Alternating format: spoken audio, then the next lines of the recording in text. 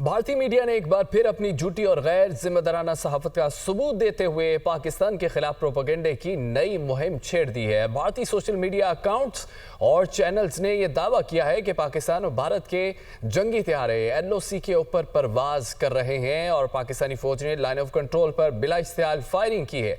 भारतीय सरकारी खबर रसां इदारे ANI ने इन दावों को फेक न्यूज़ करार देकर खुद भारतीय मीडिया को बेनकाब कर दिया।